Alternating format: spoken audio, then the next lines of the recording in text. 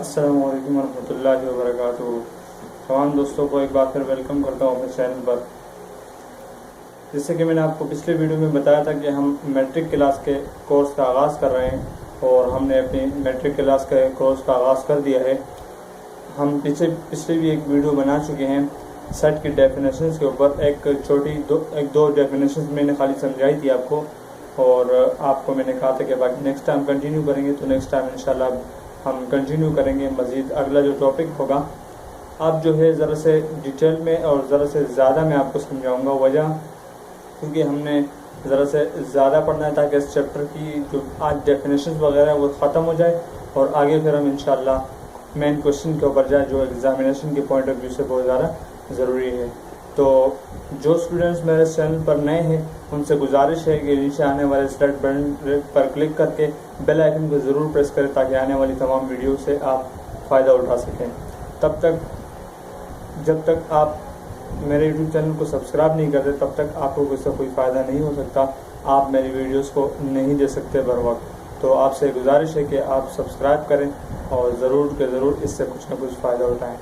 तो चलते हैं इंशाल्लाह बोर्ड की तरफ और आगे हम इंशाल्लाह अपने कोर्स को कंटिन्यू करते हैं। तो दोस्तों हम बोर्ड पर आ चुके हैं और आज हम अपने नेक्स्ट टॉपिक है डेफिनेशंस के बाद आपको मैंने पिछली वीडियो में जो है वो 2-3 डेफिनेशन बताई थी आपको। अगर आप लोग डेफिनेशन नहीं देखी तो आप इस वीडियो के नीचे मैं आपको डिस्क्रिप्शन में लिंक दे दूँगा, आप उस लिंक के ज़रिए पिछले वीडियो पहले देख लें और फिर आप आगे लेक्चर की तरफ आएँ। ठीक है, तो चलें अपना नेक्स्ट टॉपिक जो है वो स्टार्ट करते हैं। तो नेक्स्ट टॉपिक जो है हमारे पास है कुछ इंपॉर्टेंट सेट है हमारे पास, सब important set of numbers. Number के कुछ इंपॉर्टेंट सेट हैं। सेट तो बहुत सारे हैं लेकिन जो आपको याद रखने हैं बेसिकली 5 सेट, ये आपके लिए इम्पोर्टेंट है। ये 5 अगर आपको याद होगा इसका मतलब आपको सेट काफ़ी हद तक याद हो चुका है। तो पहला सेट जो है याद रखिएगा कि सेट ऑफ नेचुरल नंबर, जिसको हम कैपिटल N से रिप्रेजेंट करते हैं। याद रखना मैंने आपको बताया था कि किसी भी सेट को कैपिटल लेटर से जाहिर करते हैं, वो कोई भी हो सकता है। लिहाजा नेचुरल जो आपके पास जो नेचुरल नंबर का सेट है वो कैपिटल N से क्या करते हैं, रिप्रेजेंट किया जाता है। सेकेंड वन आपके पास है set of whole numbers, whole number जिसको हम W से रिप्रेजेंट करते हैं। अच्छा, ऊपर वाला जो आपके पास सेट है नेचुरल नंबर का सेट, याद रखिएगा कि नेचुरल नंबर का जो सेट होता है वो हमेशा 1 से स्टार्ट होता है, 1 से स्टार्ट होता है और इन्फिनिटी यानी वो चलता जाता है, सो ऑन, चलता चलता चलता। इस डॉट डॉट का मतलब है कि ये मजीद चल रहा है, इसका कोई एंडिंग पॉइंट हमें नहीं पता। ओके, तो नेक्स्ट जो है वो सेट ऑफ होल नंबर जिसको हम कैपिटल यानी W से रिप्रेजेंट करते हैं। और ये जो होल नंबर का सेट होता है ये 0 से स्टार्ट होता है और सो ऑन होता है, मतलब चलता चलता हमें नहीं पता कि कहाँ तक है। कंप्लीट सेट की बात हो रही है, ये 0 से स्टार्ट 1 2 3 4 5 और सो ऑन। ठीक है, ये था होल नंबर के साथ। तो इसका जो होल नंबर का सेट और ये मजीद नेचुरल नंबर का सेट, जितने भी सेट हैं उनकी कुछ खास बातें होंगी जिन्हें याद करना आपके लिए ज़रूरी है। क्या क्या बातें हो सकती हैं? पहली बात याद रखना कि नेचुरल नंबर का सेट 1 से स्टार्ट होता है, 1 2 3 4 5 6 और सो ऑन। होल नंबर की बात आए तो याद रखना कि 0 से स्टार्ट होता है। कहाँ से स्टार्ट होता है? 0 से होल नंबर का सेट स्टार्ट होता है। थर्ड आ जाओ, set of integers number. Integer number का जो सेट होता है उसको हम कैपिटल Z से रिप्रेजेंट करते हैं और वो 0 से स्टार्ट होता है। अच्छा, इंटीजर नंबर पॉजिटिव भी हो सकते हैं, नेगेटिव भी हो सकते हैं, लिहाजा इसके साथ मैंने पॉजिटिव का भी मैंने सिंबल लगाया और नेगेटिव का भी, यानी प्लस और माइनस दोनों मैंने लगाया। वजह क्योंकि इंटीजर नंबर पॉजिटिव भी हो सकते हैं और नेगेटिव भी हो सकते हैं। That's right. हमारे पास अगला सेट है सेट ऑफ ऑड नंबर्स, जिसको हम O से रिप्रेजेंट करते हैं। ऑड नंबर भी हमारे पास पॉजिटिव भी हो सकते हैं और नेगेटिव भी हो सकते हैं, इसलिए मैंने प्लस और माइनस की दोनों अलामतें मैंने लगा दी हैं, सिंबल जिसे हम इंग्लिश में कहते हैं। अच्छा, 1 3 5 7 और सो ऑन, यानी आगे चलता जा रहा है, जैसे 7 के बाद 9 फिर 11, इस तरह जितने भी आपके पास ऑड नंबर्स हैं, ऑड नंबर्स और तमाम के तमाम इसमें सो ऑन यानी चलते जा रहे हैं। इसका एंडिंग पॉइंट हमें नहीं पता। राइट, अगला सेट देखें, सेट ऑफ इवन नंबर्स, जिसको हम कैपिटल E से रिप्रेजेंट करते हैं। और जो इवन नंबर याद रखना, 0 इज आल्सो इवन नंबर, ये ज़हन में याद रखना है कि आपसे कोई पूछे कि बताएं इवन नंबर, क्या 0 इवन नंबर है या नहीं है, तो आपने कहना है कि बिल्कुल ये ठीक बात है कि 0 जो है वो इवन नंबर है क्योंकि उसके साथ माइनस कभी वेरी नहीं करता। राइट, अच्छा, तो 0 से 0, 2, 4, 6, 8 जितने भी इवन्स नंबर हैं इसको कैपिटल ई से रिप्रेजेंट करते हैं। तो कितने सेट हो गए? 1, 2, 3, 4, 5 सेट आपने कम से कम याद रखने हैं कि ये कौन से सेट हैं। अगर अचानक आपके पास सवाल के अंदर सिर्फ n का जिक्र हो तो समझ जाना है कि नेचुरल नंबर का सेट है, और नेचुरल नंबर कहाँ से शुरू होता है ये आपको पता होना चाहिए। अगर w का जिक्र हो किसी भी सवाल में, आगे सवाल आएंगे मैं आपको बताऊंगा, अगर w का जिक्र आए तो आपने समझ जाना है कि होल नंबर की यहाँ पर बात चल रही है। तो आपको समझ आनी चाहिए कि होल नंबर कहाँ से स्टार्ट हो रहा है और कहाँ तक है। That's right. अगला इंटीजर नंबर, वो तो आपको खुद ही बता देगा कि इंटीजर नंबर पॉजिटिव भी हो सकते हैं, नेगेटिव भी हो सकते हैं। वो आपसे खुद फिर कहेगा कि हाँ ये आपके सवाल में पॉजिटिव इंटीजर नंबर दिए हैं या नेगेटिव इंटीजर नंबर दिए हैं, ठीक है। और आगे ऑड नंबर और इवन नंबर, इसका तो इंशाल्लाह आपको उम्मीद है पता ही होगा।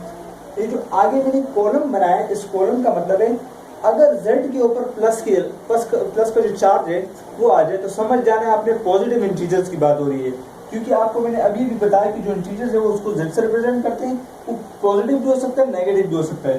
तो अगर इस जो z है इस पर मैं प्लस का निशान लगा दूं तो समझ जाना है कि पॉजिटिव इंटीजर नंबर। और अगर मैं इसी z के ऊपर नेगेटिव लगा दूं, यानी माइनस लगा दूं, तो आपने समझ जाना है कि यहाँ जिक्र किसका हो रहा है? नेगेटिव इंटीजर्स नंबर का, राइट। और नीचे आ जाओ ओ के ऊपर, आपको मैंने अभी बताया कि ओ हम जो है ओड नंबर को ओ से रिप्रेजेंट करते हैं। तो अगर ओड नंबर के ऊपर प्लस का अलामत आ जाए तो आपने समझ जाना है कि ओड नंबर पॉजिटिव की बात हो रही है, और अगर नेगेटिव क्या आ जाए तो नेगेटिव ओड नंबर्स। इसी तरह इवन के ऊपर भी अगर प्लस आ जाए तो पॉजिटिव इवन नंबर, और अगर नेगेटिव आ जाए तो नेगेटिव इवन नंबर। ठीक है, सेट्स मैंने लिखवाए हैं वो आपको समझ में आ गए होंगे।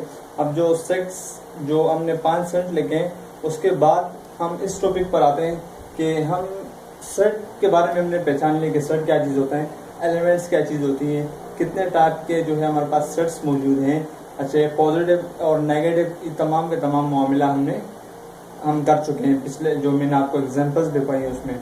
जो अगला टॉपिक है इसमें आपको जो है बताया जा रहा है कि हर सेट को आप कितनी कैटेगरियों में लिख सकते हैं, किस किस फॉर्म में लिख सकते हैं। तो अब मैं आपको बताऊंगा कि how many categories of to write a set. So there are 3 categories, 3 किस्म की जो कैटेगरियां हैं जिसके जरिए हम सेट को डिफाइन कर सकते हैं, सेट को हम लिख सकते हैं। सो याद रखिएगा, we can write a set in 3 forms. तो 3 फॉर्म्स में हम इसको सेट को लिख सकते हैं। कितने में? 3 में। सो नंबर 1 है टेबुलर फॉर्म।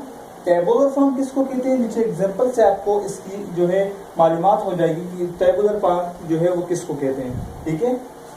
सो टेबुलर फॉर्म की जो एग्जांपल यहाँ दी है a equal to curly brackets और उसके अंदर जो एलिमेंट्स है, इसका मतलब a का जो सेट है वो कर्ली ब्रैकेट्स में मौजूद है।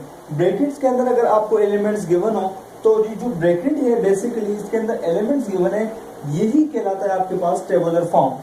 टेबुलर फॉर्म याद रहेगा। टेबुलर फॉर्म क्या होगा? जब 2 कर्ली ब्रैकेट्स के दरमियान आपको एलिमेंट्स गिवन हो। सेकंड आपके पास आ जाओ, आपके पास है डिस्क्रिप्टिव फॉर्म। डिस्क्रिप्टिव फॉर्म कौन सी होती है? जैसे अगर किसी जो सेट है आपके पास उसको आप वर्डिंग में कह दो कि भाई, जैसे फॉर एग्जांपल मेरे पास मार्कर्स है, मैं कहता हूँ कि the set of markers, the set of blue markers, the set of black markers, the set of, मैं आपको यहाँ जैसे मैंने लिखा है the set of positive even numbers. So अगर किसी सेट को वर्डिंग में लिख दिया जाए, समझ में आ रही है आपको मेरी बात? अगर किसी सेट को वजाहत से वर्डिंग में लिखी जाए तो समझ जाने को आपके पास डिस्क्रिप्टिव फॉर्म है। कौन सी फॉर्म है? Descriptive form. अच्छा, उसकी मैंने आपको एग्जांपल नीचे दी है, इससे देख के आपको आसानी से अंदाजा हो सकता है। और ज़रूरी नहीं कि वो set of positive even number हो, वो कोई भी हो सकता है। Set of positive integer number भी हो सकते हैं, set of positive odd numbers भी हो सकते हैं, कोई भी हो सकते हैं। लिहाजा वर्डिंग के अंदर कोई भी आ जाए, this is called descriptive form. Third form हमारे पास जो है वो है set builder form. Set builder form में क्या होता है? यही आपके पास असल चीज़ है। इस पूरे चैप्टर में अगर इस फॉर्म को समझना है आपको तो याद रखिएगा कि इसके लिए इसके अंदर जितने भी सिंबल हैं, सिंबल्स को समझना निहायत ज़रूरी है आपके लिए। अगर सिंबल्स आपके समझ में आ जाते हैं, ये जो आप इसके अंदर दी हैं, तो याद रखिए कि आपको आसानी से समझ में आ जाएगा। और आगे आने वाले जो इस चैप्टर के सवाल हैं जो अक्सर आते हैं एग्जाम में, आपके मैट्रिक के। सो उसमें आपको करने में इंतहाई आसानी होगी। सो सिंबल्स में समझा रहा हूँ, गौर से आपने देखने के how we can recognise symbol.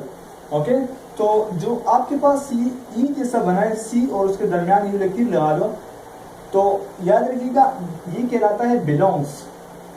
क्या चीज? बिलोंग्स। तो बिलोंग का मतलब होता है ताल्लुक रखना। क्या चीज रखना? ताल्लुक रखना। तो ये क्या कह रहे हैं कि सी का जो सेट है वो एक्स है। क्या है? एक्स है। एक्स कुछ भी हो सकता है, वो आपको एक अननोन दे रहा है, ठीक है। वो कह रहे हैं कि सेट एक एक्स है और एक्स जो है वो बिलोंग्स कर रहे हैं, ताल्लुक रख रहे हैं किससे? आपके पास बिलोंग्स कर रहा है वो पॉजिटिव इंटीजर नंबर से। अभी मैंने आपको सेट लिखवाया था कि पॉजिटिव इंटीजर नंबर, जैसे मैंने आपको रफ वर्क में एक कॉलम में बना के दिए थे कि पॉजिटिव, इसके ऊपर प्लस आ जाए पॉजिटिव और नेगेटिव आ जाए तो नेगेटिव, तो इस पर इस वक्त पॉजिटिव चार्ज है, तो समझ जाना। और जेड से रिप्रेजेंट कर रहा है, जेड किसको रिप्रेजेंट करता है? इंटीजर नंबर को, और पॉजिटिव है तो पॉजिटिव इंटीजर नंबर।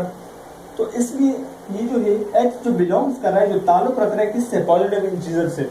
और आपके पास ये जो अलग एक दूसरा सिंबल है पॉजिटिव इंटीजर्स के सिंबल के बाद, ये आपके पास क्या है? इसको हम पढ़ते हैं एंड। क्या चीज? इसकी जगह हम एंड भी लिख सकते हैं, A-N-D। लेकिन सिंबल के तौर पर जब हम इसका सिंबल लिखते हैं तो हम इस तरह लिखते हैं।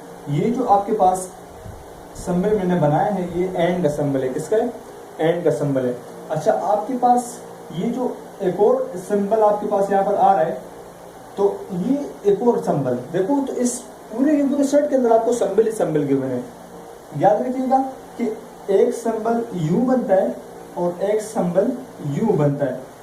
इसमें आपने एक बात याद रखनी है, इंतहाई आसान ट्रिक है, कोई मुश्किल चीज नहीं है। याद रखिएगा, एक हमारे पास होता है ग्रेटर देन,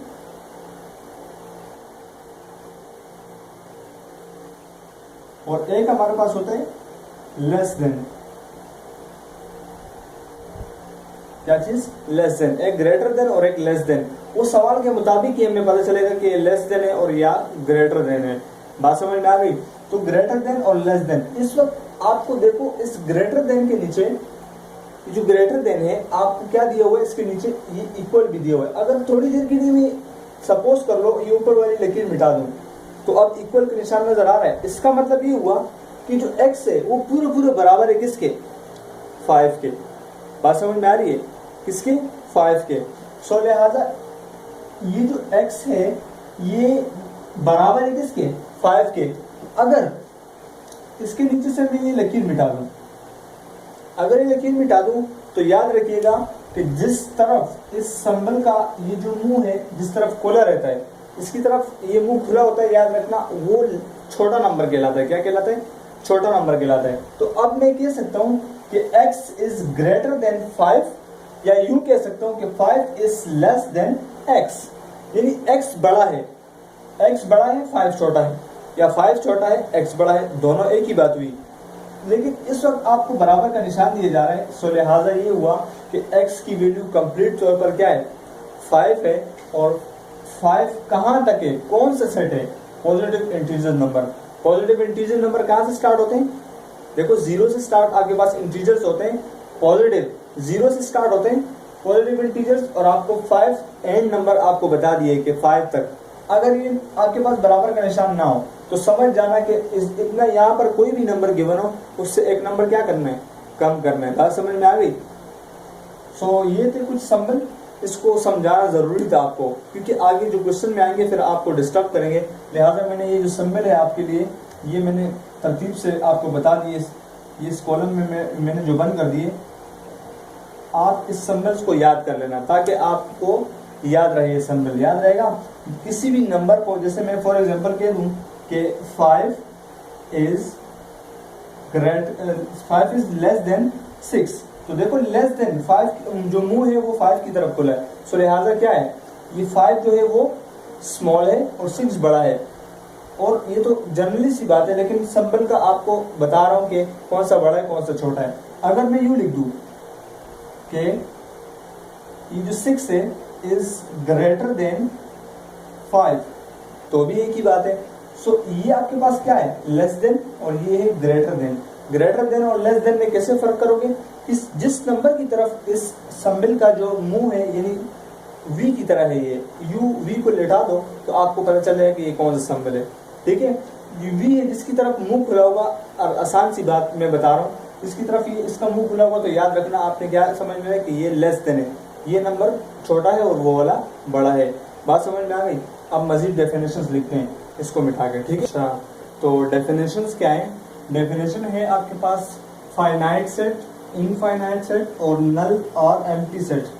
तीन डेफिनेशंस आपको लिखवा रहा हूँ, ये तीन सेट हैं जिनको पहचानना भी आपके लिए ज़रूरी है। तो आपके पास सबसे पहला सेट है फाइनाइट सेट। फाइनाइट सेट किसको कहते हैं? Such kind of set in which we have last number और एलिमेंट, यानी ऐसा सेट जिसके अंदर हमारे पास लास्ट नंबर गिवन हो, यानी आखिरी, जिसका आखिरी नंबर या एलिमेंट्स हमारे पास मौजूद हो, यानी ऐसा सेट जो किसी नंबर से स्टार्ट और किसी नंबर पर ख़त्म हो जाए। ठीक है, जैसे फॉर एग्जांपल मैं आपको यहाँ एग्जांपल दे रहा हूँ कि हमारे पास सपोज कर लो कि ए का जो सेट है वो आपके पास 1 से स्टार्ट है, 2 3 4 5 6 और 6 पर आके आपके पास सेट का एंडिंग पॉइंट है, यानी फर्स्ट एलिमेंट और लास्ट एलिमेंट दोनों आपके पास क्या है? मौजूद है। सो इसको कहते हैं फाइनाइट सेट, यानी आखिरी नंबर या एलिमेंट्स आपके पास मौजूद हैं। सेकंड वन आपके पास है इनफाइनाइट सेट, यानी such kind of set in which we have no last number और elements and it's still continue, यानी ऐसा सेट जिसमें हमारे पास आखिरी एलिमेंट्स या नंबर मौजूद ना हो और वो मजीद क्या हो? जारी हो। तो उसका एग्जांपल कैसे है? एग्जांपल के तौर पर जैसे मैं कहूँ कि मेरे पास सेट बी है, वो 2 4 6 8 और ये क्या है? स्टिल गोइंग ऑन, यानी जारी है, कंटिन्यू है। क्या है? कंटिन्यू है, यानी बी के सेट में 2 4 6 8 और स्टिल गोइंग ऑन। ये जो पॉइंट आपको नजर आ रहा है इसका मतलब ये कि मजीद जारी है, हमें नहीं पता कि ये कहाँ तक जा रहा है, यानी इनफाइनाइट है। क्या है? इनफाइनाइट है। तो फाइनाइट और इनफाइनाइट में डिफरेंस आपको पता होना चाहिए कि फाइनाइट ऐसा सेट जिसका आखिरी एलिमेंट्स हमें पता हो और इनफाइनाइट जिसका आखिरी एंड पॉइंट हमें नहीं पता हो। That's right. आखिरी आज के लेक्चर का आखिरी डेफिनेशन और इम्पोर्टेंट डेफिनेशन है, याद रखना, आपको एमसीक्यूज में अक्सर आता है। सो नल सेट और एम्प्टी सेट, यानी खाली सेट। नल का मतलब होता है खाली, एम्प्टी का मतलब भी खाली होता है, यानी खाली सेट क्या होता है? तो such kind of set in which we have no elements is called null set. It is denoted by pi. ये जो आपके पास जीरो के ऊपर आपके पास स्ट्रेट लाइन आ रही है इस तरह, इसको हम पढ़ते हैं पाई। ये एक सिंबल है। क्या है? एक सिंबल है, इसको हम पाई पढ़ते हैं। ठीक है, तो आपको समझ आना चाहिए कि ऐसा सेट जिसके अंदर हमारे पास कोई एलिमेंट्स मौजूद ना हो, ये क्या कहलाता है? नल सेट या एम्प्टी सेट। जैसे फॉर एग्जांपल मैं आपको कह रहा हूँ कि आपके पास सेट सी है। सेट सी को आप इस तरह भी लिख सकते हैं, यानी दोनों कर्ली ब्रैकेट्स के दरमियान कोई एलिमेंट्स मौजूद नहीं है, और का मतलब है या आप यू भी लिख सकते हैं। अगर आप संबली तौर पर लिखना चाहें तो यू भी लिख सकते हैं और यू भी लिख सकते हैं। बात समझ में आ गई? तो नल सेट क्या होता है? ऐसा सेट जिसके अंदर कोई एलिमेंट्स मौजूद ना हो। आज का लेक्चर इतना ही। इंशाल्लाह मिलते हैं फिर नेक्स्ट वीडियो में, तब तक के लिए अल्लाह हाफ़िज़।